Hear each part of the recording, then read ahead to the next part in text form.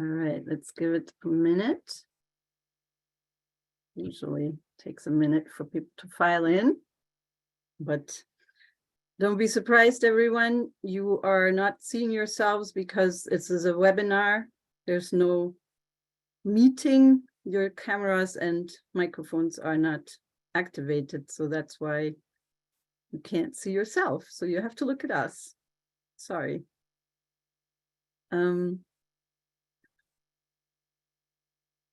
And I think it's so one more, and then we'll start. All right, let's get going. So welcome and happy summer solstice. And more to the point, today is Show Your Stripes Day. So I'm showing you the global warming stripes. This important call to action was organized by the Coalition to Stop Private Jet Expansion. My name is Sabine von Mehring. I use she, her pronouns. I'm a member of 350 Mass Metro West, and I will be facilitating today's webinar. I also want to acknowledge that I'm doing this from unceded Nipmuc territory, partly as a reminder to myself and you that we must work with Indigenous leaders on restitution for past and present and continuing injustice. I call this a call to action, and our petition is currently at, let's see, I can actually show it to you, 5,153 signers we have. And so what I want to do is challenge you all. Normally we get 10 more in an hour. Let's get 100, okay? Let's try to get 100 in this coming hour. So please click on the petition in the chat and sign it if you haven't already. And there's over 200 people here, so send it to at least 5 people. And if one of them signs, we should be very good. So if anyone wants to make a bet how many we get in an hour, let me know in the Q&A box. Okay, I want to thank Evan Bell, Director of Organizing for 350 Mass, for doing the tech behind the scenes for us today. And thanks also to all our wonderful coalition members for doing a fabulous job of getting you all here. You can see the names of the coalition members in the organizations on our brand new website. And if you are part of an organization that wants to join us, we'd love to have you, of course. Just get in touch with us. There's an email address on the website. Today's program is just 1 hour, so we will move swiftly, and that is also why we have decided to keep the chat closed. If you have questions, please type them into the Q&A box.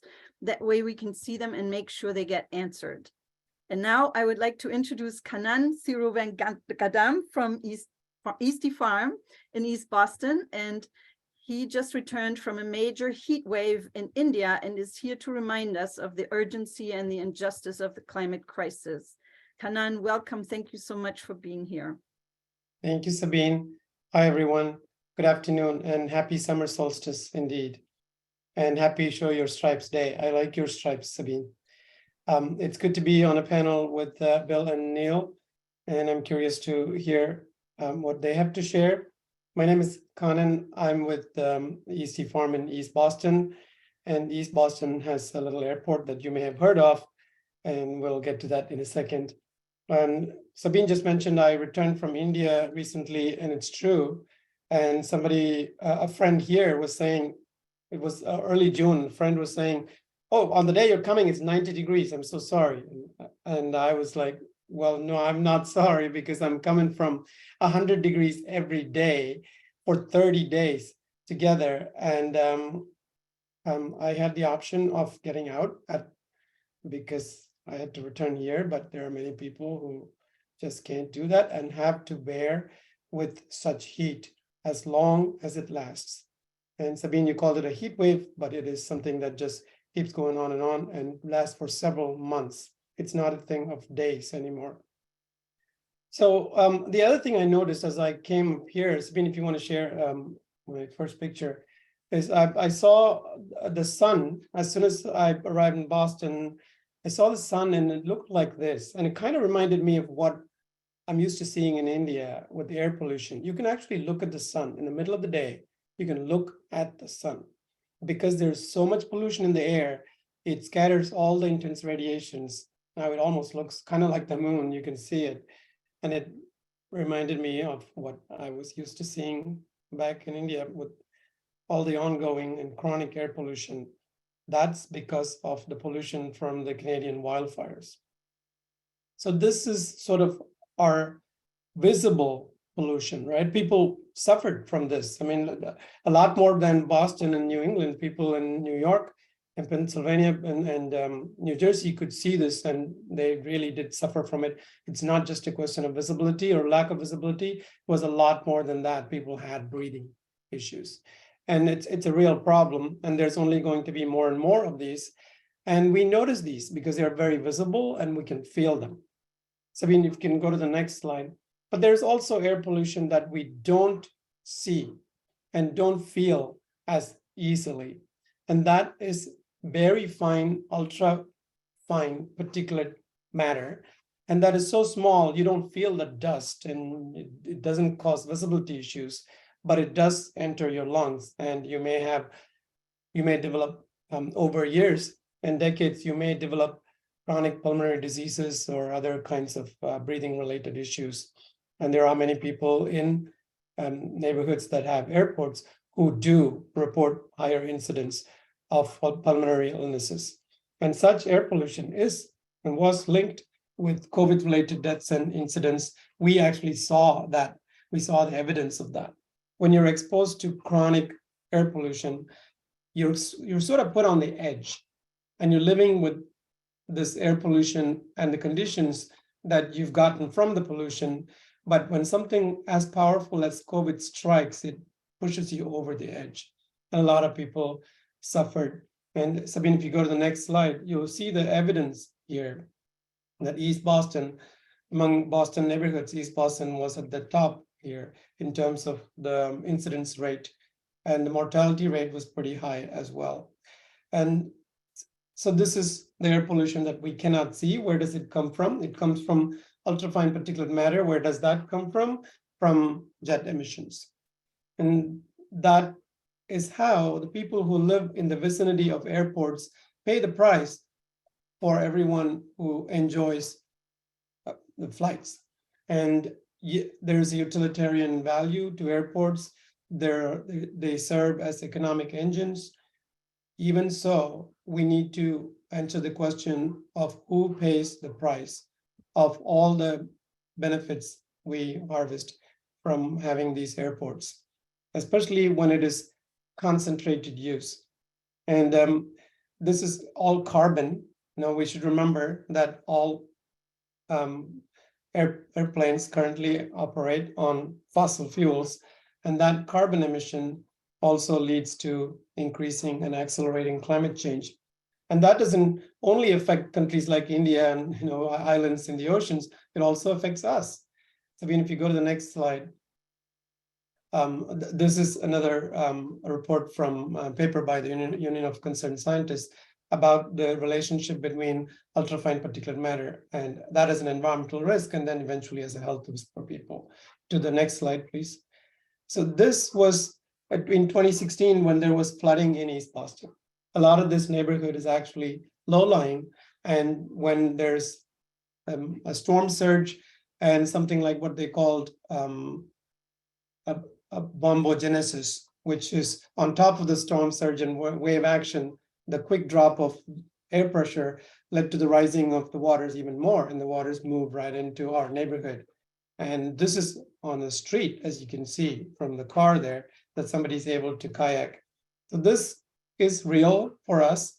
It is here and now, and we're causing it through carbon emissions. And when a few people, by choice or not by choice, emit a lot that affects most of us, that is to be questioned. And I hope that we will take on this action as a group, as a town, as a city, as a state, to reduce emissions from jets. Thank you. Thank you so much, Kannan. And thank you for being here and for being so, for sharing this important information. We have partnered with Mothers Out Front in East Boston. Our campaign is deliberately called Stop Private Jet Expansion at Hanscom and Anywhere.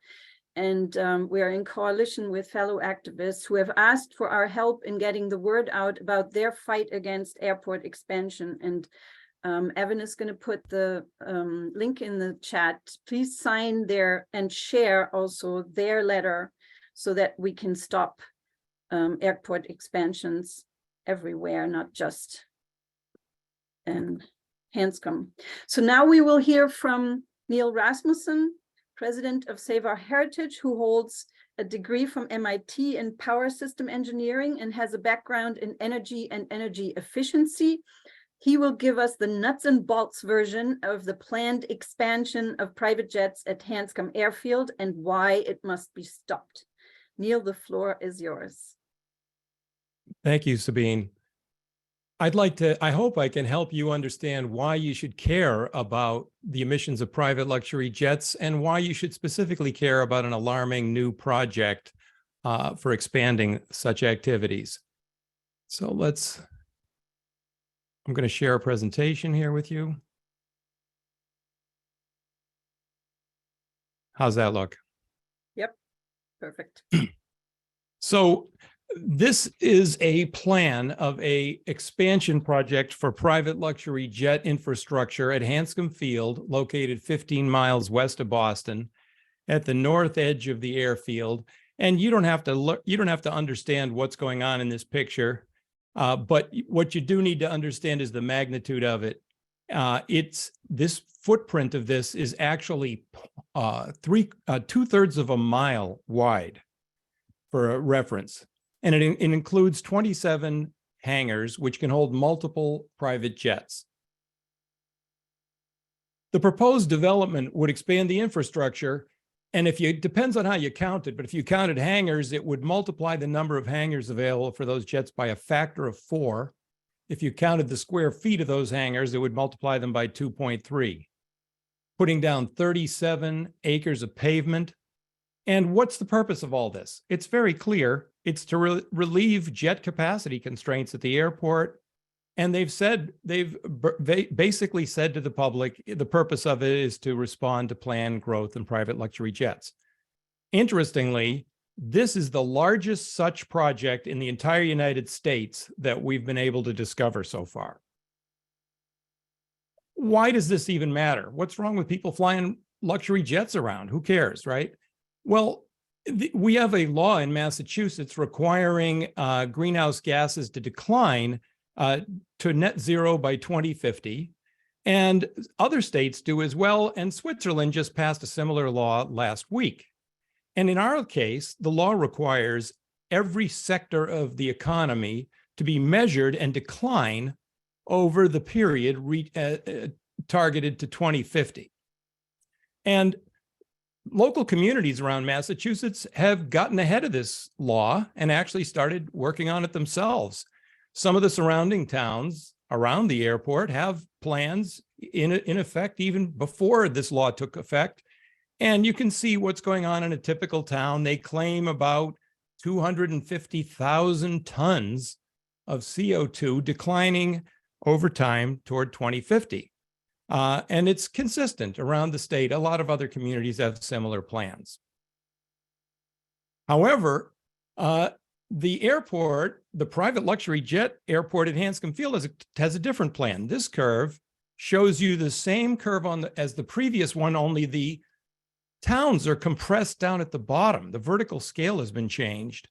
And you can see the current emissions, greenhouse gas emissions associated with the airport are like 750,000 and are projected to climb over the long term here. Recently, they have grown at a rate of 10%. It's unclear whether it would continue that way, but the industry claims it will. Probably it'll be more like 5% growth, which compounds, as you can see, and takes off to the point where it totally dwarfs all of the efforts of local towns to reduce greenhouse gases. And you can see here's a plot of the jet hangar capacity versus time, including the new project, which shows almost a hockey stick type curve of the growth of this, clearly explaining how the airport anticipates dramatic growth in jet traffic. So what's about these? Do we need them? Or what do we think about these? Well, they have a higher environmental cost with a low societal benefit. And as we deal with our problems of reducing CO2 emissions, we've got to look quickly at those things that have low societal benefit and stop them now, because stopping them later is less valuable to the climate than stopping them now. And especially if they have low benefit, we shouldn't fool around. We should stop them now. What is the magnitude of what's going on? Just at this one airport, the luxury jet emissions cancel out 50% of the greenhouse gas gains that we've achieved from all 4 gigawatts of solar PV ever installed in the state of Massachusetts. That's incredible when you think about it. And as you could see from those prior graphs, the emissions growth alone completely will cancel out 2050 climate gains by, dozens of communities. And this airport, or all airports, are supposed to serve the public, but these airports, these private jet airports, don't serve the public. You don't go there. You can't go there. There's only a few people who are allowed to go there. And what do they service? Primarily resort destinations, according to a number of articles that have come out in the last few years. Here's an interesting fact. The emissions of one private jet round trip to Asia are the same as the emissions of an entire rural family of India in their entire lifetime. This is just crazy. We can't explain to people in the rest of the world why they should be reducing the use of fertilizer or cement or other things to reduce greenhouse gases when we're blatantly flying around in these things for no good reason. And guess what? These don't occur naturally, these flights. They're subsidized by you. There's no sales tax on private jets, their parts or services, unlike what you pay on your car. There's no property tax on their facilities. It's incredible. Every kind of building has property tax on it, not these facilities. There's all kinds of tax laws that provide major write-offs and tax breaks to incent this kind of ownership. And there's lobbying groups who spend millions they spend millions of dollars a year to get these tax breaks. State and local jet fuel tax are prohibited by federal law. Private jet ports are basically, these whole facilities are paid for by you, because they're paid for basically by commercial airline passengers who have a fee on their ticket that basically pays for these things. And as we speak, the FAA has a reauthorization proposal to provide even more funding for private jet hangar construction. How do we calculate these, and how do we know what these emissions are? Well, we have to estimate them to some extent, but a lot of the numbers we know as a fact. There's 30, and the airport operators are absolutely silent about producing this kind of information. Today, there's 38,000 private jet operations per year at Hanscom at this airport alone. And we estimate they have a 2.5 hour average flight time. The amount of fuel they consume ranges from 190 to 500 gallons per hour. And we assume about 330 on average. They emit 11.9 kilograms of CO2 per gallon, which is basic chemistry. And it's just immutable fact that that's what they emit. And then the greenhouse gas contribution of these is larger than just the CO2 emissions, because you have to include other gases and other phenomenon to determine the radiative forcing effect that is equivalent to CO2, which is called CO2e. And for these kind of jets, it's been determined that the multiplier used on CO2 emissions is approximately 2 to determine the CO2e equivalent number of the entire package of greenhouse gases, which you just multiply all those numbers together and you get 752,000 tons of CO2e per year. And what are they used for? Here's the kind of ads. You don't see, these ads are not, nobody's advertising, oh, these are great for the economy. They're creating all these jobs and stimulating growth. No, they're advertised for these kind of purposes, flying from the Boston area down to Martha's Vineyard, Nantucket, and other kinds of, just recreational flights, you might say. In the New York Times, just a month ago, they started talking about a new service. The newest service that was introduced, you can fly your dog in a private jet. I don't know what it costs, but it's like normally it's like $7,000 an hour to fly one of these. So I'm not sure what it costs to fly your dog to England, for example. What's going on here is incompatible with our own plans. Massachusetts has a plan going from 70 megatons of greenhouse gases down to 14. They actually don't pretend they're going to get to zero in the overall plan for Massachusetts, but they call it a net zero plan. And it's better than nothing if we can get down there. Boston has a plan going to zero from 6. The typical town plans are like 0.2 megatons going to zero. Logan Airport, interestingly, is responsible for about 30 megatons, and they're predicted to go up according to federal aviation emissions plans. And the Logan Airport Facilities Plan, if they advertise about and tell you how wonderful Logan is and it's net zero, they have a 0.1 megaton plan going to zero with a very large footnote that says we don't count the airplanes. And as you saw earlier, the Hanscom jet plan is like 0.8 megatons going to 2.9 megatons. And the problem with this is after everybody gets done with their net zero plans out by 2050, the residuals of this private jet stuff is going to be a tremendous fraction of what's left, which I don't believe any of the citizens of Massachusetts are expecting. Is this going to switch to low carbon? I mean, we're talking about low carbon cars and all these other things. What are we going to do? Can we make it with airplanes? Can we reduce this? This is not going to happen. The problem is there's a lot of talk and they want you to believe that this is going to happen, but it isn't going to happen. Electric aircraft are talked about, but even the U.S. Aviation Climate Plan says it will basically only replace small propeller aircraft, not jets and not private jets. Sustainable aviation fuels are another interesting fact that confuses a lot of people who don't understand that when you burn a sustainable aviation fuel, it generates just as much or more CO2e than jet fuel does today. The only reason it's called sustainable is because it comes from crops, and some of those crops are estimated to suck down some carbon during their growth, and therefore maybe offset some of the emissions that later occur when you burn it. But there's a lot of theory and debate about this activity, and there's a lot of controversy because such crops would compete with crops for food. And a lot of the crops, like discarded wood sources, have absolutely no supply ability that is anywhere near what's needed. So a lot of this depends on unknown future technology.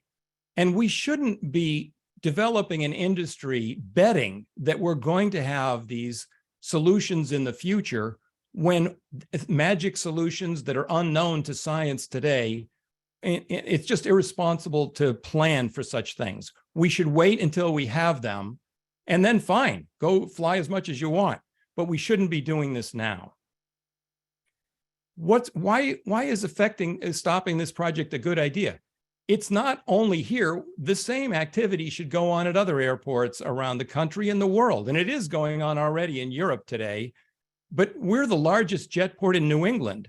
And if we constrain the capacity here or reverse financial incentives that I mentioned earlier, we could make private jets less lucrative and less convenient. And that's what drives them is convenience. And if we did that, we could have an impact, a lasting impact on the whole system, reducing flights, reducing jet purchases, even reducing jet production. Our policies here and what we do can have an effect on the entire system, and especially if it spreads. Who can do anything about this? The local communities around the country can do nothing. They can't regulate activities on airports or regulate airplanes. It's against federal law. Our legislatures have no ability to regulate airports. It's against federal law. The owners of the airport, like in our case, Massport, a quasi-government agency, has no power to regulate, control, or dictate what airplanes do after the facilities are built. The only power they have as an airport operator is to decide what facilities to build. And limiting infrastructure is the only control we really have. And Massport reports only to the governor because the governor appoints the executive director and the board. So really, we're stuck with this situation that hangar capacity is going to drive growth and support the growth of all of this ongoing CO2 emissions. And the governor is the only thing that can stop it. And what do we have to tell the governor? What should they tell every governor and start saying everywhere around the country and the world? We have to tell our leaders that no private luxury jet infrastructure should be built anywhere because it's antithetical to state law and federal emissions plans. And so that's my summary. And I hope you have if you have any questions about it, I'd appreciate that later.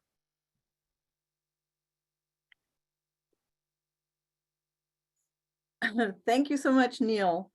And you can see that there are some questions in the Q&A box that you can respond to. And if you click answer live, then people can see your answer. I want to go on to our dear friend Bill, because we're very delighted to have him with us. So Bill McKibben, a powerful inspirator, prolific author and climate activist and founder of 350.org and now Third Act, will help us understand the broader context and why he calls Hanscom a zombie project from the fossil fuel era. Welcome, Bill. Well, Sabine, thank you so much. Greetings to everybody. It's really good to be with you and to emphasize that there's big support for this resistance, not just in Massachusetts, but around the country. People are paying attention to this and understand what a turning point it might be. I want to begin just by setting the context for a minute and building a little bit on what my friend Kannan was saying before. It's not like climate change is some far off threat in the future. We are already at the highest temperature that humans have ever experienced. And we're about, over the next 2 years, to see a huge bump in that. As El Nino takes effect later this year, it's abundantly clear that 2023 and 2024 are almost certain to set new all-time global temperature records. And we think that in 2024, I've just talked with Jim Hansen, our greatest climatologist, not long ago, we're quite likely to go past that 1.5 degrees Celsius mark, at least temporarily, that the world set as its line to avoid just 8 years ago in Paris. It's going to produce unprecedented chaos and havoc. No human being has ever lived through global temperatures like this. And already we get a little taste of it, a kind of literal taste, because as Kannan points out, we all woke up a couple of weeks ago with that kind of taste of smoke in the back of our mouths as the wildfires, record wildfires in Canada, blew down our direction. Expect much more chaos and havoc like that, but of course, expect it most in the places that are most vulnerable. The iron law of global warming is those who did the least to cause it suffer first and hardest from its effects. So not only is this an issue for people in suburban Boston, it's a crucial issue for people around the world. That's where those carbon emissions are going to do the absolute most damage. And here is a way to stand in real solidarity with the rest of the world. A few points to make. First, as Neil pointed out, but Neil's politer than I am, there is literally no excuse for this kind of, this is the definition of frivolous use of dangerous resource, carbon. There are things where it is very hard to get off fossil fuel. A few, making steel, making cement. We're working incredibly hard to figure out how to do those things, even as we do the easy stuff, like put up solar panels and wind turbines and convert to EVs and things. But there is absolutely no reason anyone in the world needs to get on their own small airplane and go someplace, because for better or for worse, we have airplanes traversing the globe every day of every hour of every day. We have too many commercial flights too in this world, and we need to be working to control them and to substitute important things like good train service and other forms of mobility, because the numbers are really astonishing. There was a piece in the Globe the other day where they pointed out that flying a private jet from Hanscom to New York produces about 1,000 times as much CO2 per person as taking the train. We're not talking orders of magnitude. We're talking, what is that, Neil? 3 orders of magnitude. I mean, that's almost an unbelievable level of waste. And it benefits no one except the 1/10 of the 1% who are the people who fly around on private jets. More to the point, when we do this, on top of the direct damage that it does, it weakens immeasurably the national impulse to actually control carbon emissions more generally. I cannot tell you how many people I have said to me, why should I do X, Y, or Z, put in a heat pump, insulate my house, whatever it is, if there are going to be billionaires flying around in private jets? It is an affront to the sense of solidarity that we need to build. On that sense of solidarity, really, really important that Kannan was on this call and people in East Boston and around Logan and wherever else. Because clearly, it's not okay to do this at Hanscom if the only thing it's going to mean is we'll increase the number of jet flights into Logan. Because the last thing anybody in East Boston needs is more particulate matter raining down on them. They're already off the charts. So that kind of solidarity is crucial. We have to be able to tell the governor, none of this expansion in Massachusetts at all. And if possible, let's figure out every tool we can to start contracting the number of private jets that are flying out of Massachusetts, headed towards zero as fast as we possibly can. This is an antisocial behavior that needs to be curbed. If we're if Massachusetts is a commonwealth that, say, long ago banned smoking in public, it's time to figure out how to ban flying completely useless citations and jet streams in public too. I am confident that this is an argument that we can make.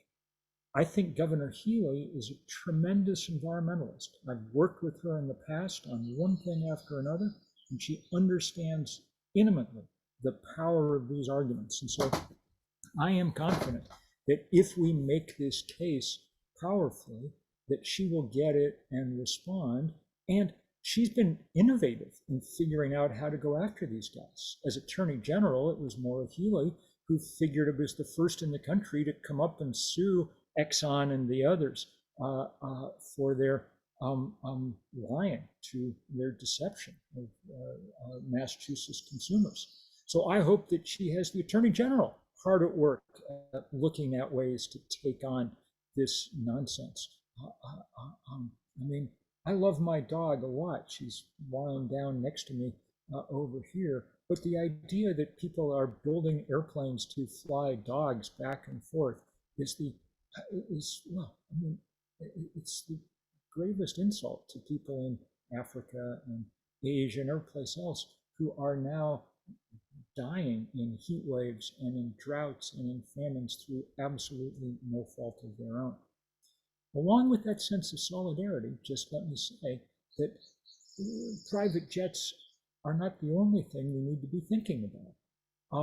You know, that's the 0.01%. But I grew up in Lexington.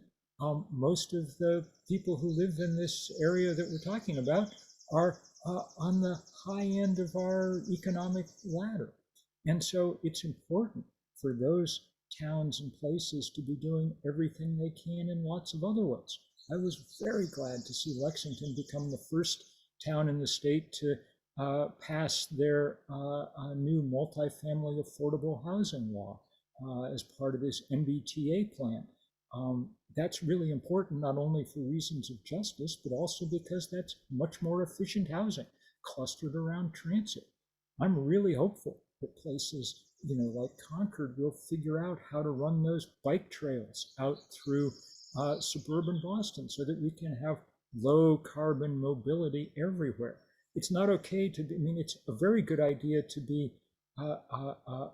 opposed to on NIMBY and other grounds to things like private jet expansion, but not okay to be opposed to things like bike paths. In fact, I wouldn't call it NIMBY. I think not in my airspace is a reasonable challenge to these jets. So let me just say, this is a really powerful organizing opportunity for everyone who really cares about climate change, because we're up against the most obnoxious and trivial use of fossil fuel. And there's a huge opportunity to stop that, and then to use the momentum that we build stopping that to take on all the other things that pour carbon into the atmosphere and build unjust states, countries, and planets. And there could not be a better symbol. Truthfully, part of me is glad that Hanscom Fields decided to bring this on, because I think that it gives us an extraordinary opportunity to intervene in powerful ways that go beyond just stopping this particular set of hangars and really starting to change the way that we think about privilege and opportunity and what it means to be a responsible citizen of a rapidly heating planet. So many thanks to everybody who's engaged. I know that everybody at 350 Massachusetts and Third Act Massachusetts and elsewhere is hard at work on this. And I know that one of the reasons I know that the legislators and the governor are going to want to do something about it is because the opposition is only going to escalate if they don't. I've been talking a lot with colleagues over in Europe where they've been effectively blockading the airports that exist for private jets and sitting on runways and doing all the things to make it clear that this is no longer okay. The world is changing. Our understanding of the greatest threat we've ever faced, climate change, means that we have to discard old practices which were obnoxious to begin with, but now are seen in an entirely new light. So many thanks to everybody who's rallied so far. I'm really glad that people are adding new signatures to this petition, and it's a reminder that we need to join together in the organizations that will figure out how to keep this opposition sustained and going all the time. So many, many thanks. Thank you so much, Bill, and thanks for lending your voice and your inspiration to this fight. We jokingly talked before the webinar how old people have to be to join Third Act, and we were told by Bill that there's no there's no carding of people, so anyone can join. I also wanted to take you up on the reminder because several people came in late, and I want to put the Mothers Out Front East Boston signature request in the chat again, since now we're over 380 people here. Please also support the No Hall Road in East Boston, because we're really fighting this together and we need to stand together to achieve our goal. We also really, and we will give Neil and Bill a chance to answer question in a minute, but we also really want you all to join us. This is a call to action. And so if you can help in any possible way, if what you heard makes you angry, and I hope it does, then please fill out the form that is in the chat now and let us know what you are able to do to help us stop this atrocity, this climate atrocity. So, and join us. So please take a moment and fill out the form in the chat so that we know what you are willing and able to do. We need people for anything, for making signs, for making chants, for showing up and holding signs, and so on. In fact, tomorrow morning at 7 a.m., we will be out in Concord Center. And if you are an early riser, please join us. I will buy you coffee on the way out. Come at 7 a.m., join us in Concord Center. We have signs for you, and then you'll get to know us in the flesh. So thanks so much. And now we should probably take a moment to look at some of these questions because there's a lot of them. And let's see, I know that there was one thing that we need to address with, like, who pays for this? Neil, do you know the answer to that? Like, are taxpayers actually gonna put the bill? Well, so as I said, there's a huge amount of subsidies that we're paying to enable all of this, including the airport itself and its availability to the people who fly. But this particular project is financed by private money on what is supposed to be public land that Massport will lease to them. So they will not only pay for the buildings, they will pay Massport a leasing fee to occupy that space as well. And so that it's a privately funded. All right, let's see. Which, by the way, who would fund it if they didn't think it was going to be a massive increase in private luxury jet travel? Who would double to quadruple the infrastructure on their dime if they didn't think this was going to make a lot of money? Right, right. And as you said, they are doing so across the country, and we have some people here with us who are fighting them in other parts of the country. So I am not aware of a ban on private jet expansion in any state. You got to watch out what you're allowed and not allowed to do. You cannot ban private jets anywhere. It's against federal law. There's something, the United States is different than some other countries. We have a huge reservoir of federal laws that have been enacted over the years that prevent states from interfering with airport or aircraft operations. You can't regulate the time of day they fly. You can't regulate what kind of fuel they use. You can't do anything like that, and you certainly can't tell them not to fly. Mm-hmm. Neil, there's also a question about CO2e. Could you just explain it one more time? Sure. So their greenhouse gases are not the same as CO2. CO2 is just one greenhouse gas. When we want to talk about greenhouse gases, we don't want to just talk about CO2 because greenhouse gases are those things that cause global warming, not just CO2. So when we try and combine these together, there's complicated formulas to allow us to reduce them all in combination to one number, which is called CO2e, which is the combined effect of all the effects expressed in terms of a ratio to just CO2. And that's called CO2e. Mm-hmm. CO2e measures greenhouse gases, which is not the same as carbon dioxide. Do we know whether Maura Healey has the power to appoint new Massport board members anytime soon? The Massport board, like a lot of boards, has rotating elected membership. And a lot of those positions are kind of slated for certain classes of people already. So you can't just replace them with whoever you want. Like there's union representatives on the board and so on. So but it takes time. It takes years to replace the Massport board. And particularly if you're trying to affect how it thinks.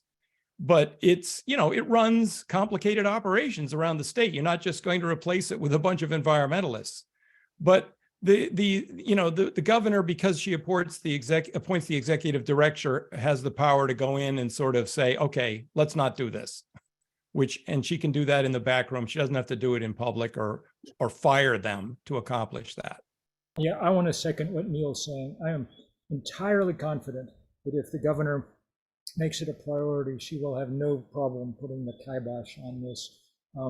That's how politics works. She's got the power to do it. And as I say, I think if she's sufficiently alerted, she will. Our job is to sufficiently alert her, make it clear that it's a strong groundswell of opposition to this. And I think when you have friendly politicians, and on climate issues, she is a friendly politician, the name of the game is not to be angry at them, threaten them, whatever. The name of the game is to give them the political space they need to do the thing they really want to do anyway. And that's our job here, is to provide that political space for her. Mm-hmm. Yeah, that's a good, important background. Mm-hmm. And everyone should contact their legislators also and tell them that they don't want this. And that's also something that we can do across the state. Neil, there was a question where we are in terms of the process. Could you touch on that? Yeah, so this process, in theory, projects like this are supposed to be floated with the communities a long time in advance so they can get feedback and comment. This one was kind of kept as sort of a submarine secret project and sprung in the beginning of the year as an environmental notification form to the Secretary of Environmental Affairs, which required her response. And the public only got a very short comment period. And a lot of people have been frustrated that they weren't permitted the time or didn't understand what was going on and couldn't comment during that period. Nevertheless, it had an enormous amount of comment from everybody from the EPA all the way to local citizens around the airport. But that project, it's not a permitting process. We have this thing called MEPA, the Mass Environmental Policy Act, which requires accurate disclosure of the consequences of what this project is going to bring, but is not a permitting process. So they can't turn it down. All they can do is demand that it admit what it's going to do from an environmental perspective. So far, the project proponents have said, oh, we're just going to build hangars. We don't know if any airplanes are going to come. Gee, we don't have any impact on the environment because of airplanes. That's not our fault. We're just building hangars. Who knows what's going to happen? So that's what they're saying so far, which has been challenged by by the secretary, and they're supposed to file a more explicit report by the fall, and the secretary will have the opportunity to either accept it or demand even more work or say you haven't admitted what you need to admit. And after that, it is if it's approved, it becomes the baseline for any further permitting by any other agencies. And what agencies are involved is kind of limited because airports are exempt from a lot of permitting. However, there could be some issues with the National Environmental Policy Act and other things that tangle it up for a while, which, in a lot of these kind of projects, if they get tangled up for a long enough time in these processes, they sometimes give up and go away. So we'll see how that works out. Thank you. People are asking what they can do. So I'm going to put the forum in the chat again. We really need to hear from you. Yes, we are recording this call. We will be sharing that with everyone. I know some people had trouble at the beginning getting in, so you will have a chance to view the whole call. And we will share the links with you as well so that you can share them with others. I did challenge everyone to get as many signatures onto our petition in this hour as we can. We started out at 5,153. We are now at 5,222. So we need a few more to make it to 100 an hour, which is 10 times as much as we normally do. So come on, people, sign the petition. It's in the chat, and let's make history here. So Someone said, why wouldn't she stop this? I agree. I think I know that she's already aware of it. She has a climate chief that is tuned into this. She has the Secretary of Environmental Affairs, which is tuned into this. I think what they're looking for is all a way to unravel this. And, you know, they're all thinking, how did it get this far without us knowing what was coming? Yes. And they're trying to see if they have a path to unravel it. As it happens, I was on the Cape last week to give a big talk, and I got to talk with Governor Healy's climate chief, who was a very impressive woman, and with a number of the legislators who were there. And the reason that it's hard is just because it's new territory for them. They're not used to dealing. There hasn't an issue they've dealt with before. Politicians like issues that, you know, they've heard many, many times and everything's settled out. But nobody has a good argument for it, really. The only question is, can we legislate against it? How do we legislate against it? So on and so forth. It's going to be really important to build the media drumbeat about this. I saw good questions in the chat. People should let really important media people like Marjorie Egan and Jim Braude and people know about this. Kannan and Neil should be on every talk show that people can recommend them for. They're brilliant at bringing this message, and a very good tandem here to do it. And I want to go back to one of the things Kannan was talking about that I think we overlook sometimes. Climate change is an existential risk in this world, something we have to stop. But we shouldn't overlook the fact that the health burden of just burning fossil fuel is immense. 9 million people a year on this planet die. That's 1 death in 5 from breathing the combustion byproducts of fossil fuel. If you've been to Delhi or Shanghai in recent years, that won't come as a complete surprise to you. But it's not just there. There's hundreds of thousands of cases of childhood asthma in this country every year linked to combustion byproducts of fossil fuel. And we all know who gets to live next to the runway, next to the highway, next to the refinery. So these are deep issues around environmental justice and environmental racism. And it's why this solidarity is so important. This is an argument not to protect the suburbs against a little more noise pollution, though that's useful and good. This is a life and death question for people in this state, but also around the world. And it's worth making that point over and over and over again. Absolutely. You know, I agree with that. And just talking to something you mentioned, it was mentioned earlier, the idea of who is going to come out in support of this. You know, I think what we have is the people who want this are embarrassed. They don't want to come out and admit they want it. In fact, they have lobbied in the new FAA reauthorization bill to disguise the ownership of airplanes and hide that information from the public so nobody can even find out who they are, even if you research it. So this is where we are right now and why nobody's standing up and saying, oh, let's do this. Exactly. And there is a connection also to the fact, I mean, we've mentioned this several times, that these are the wealthiest people of the wealthy, right? And Bill mentioned that Maura Healey, as Attorney General, had also started to go after the fossil fuel industry as the wealthiest industry in our history. And there is another initiative in the state of Massachusetts called Make Polluters Pay. And we have Dan with us, who wanted to say a few words about that. Dan from 350 Mass, welcome. Thank you so much, Sabina. It's so great to be with you all tonight. And this was a fantastic webinar. It's great to hear you, Neil and Kannan and Bill. I'm the legislative coordinator for 350 Mass, the statewide network. And I'm here to talk to you tonight about the Make Polluters Pay campaign.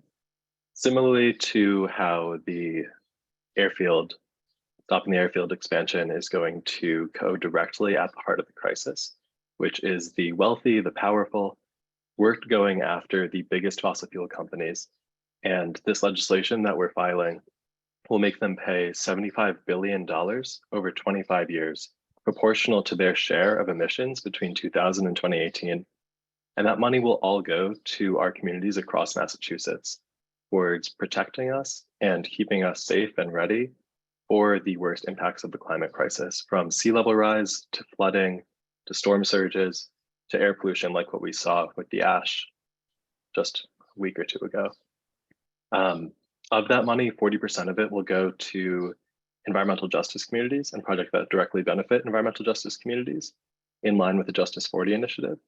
And all of the projects funded by the bill will be required to use fair labor standards and apprenticeship programs. So this is a really crucial bill for the next stage of climate justice in Massachusetts.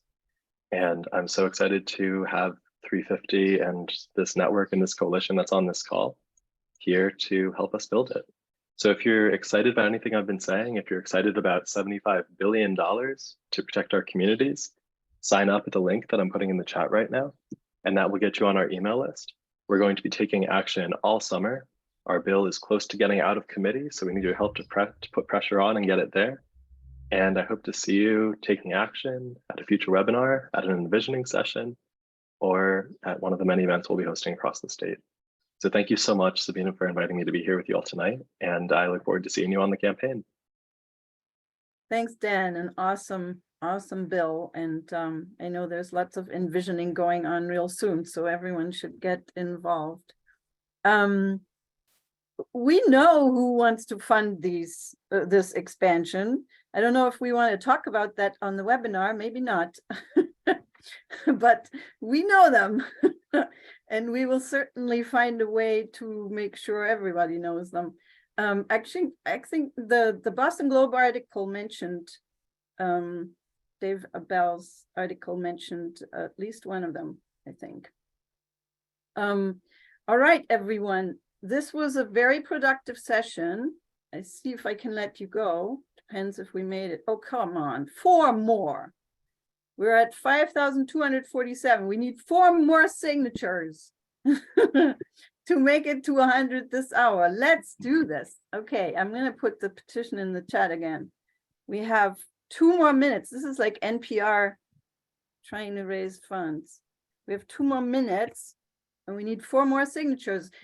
Please make it your morning coffee thing. Every morning from now on, take that signature URL and send it out to 5 more friends every morning. You know, you have nothing better to do. You do your Wordle every day, do your petition every day.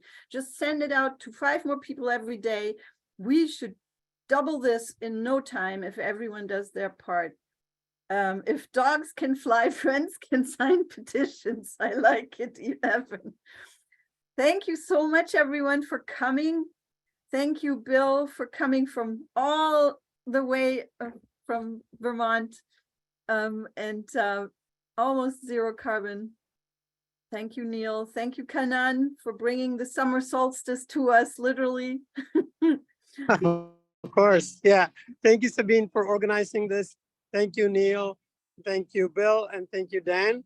And thank you all for coming. It takes us citizens to make a change here in a democracy. Thanks for making the time, and happy summer solstice.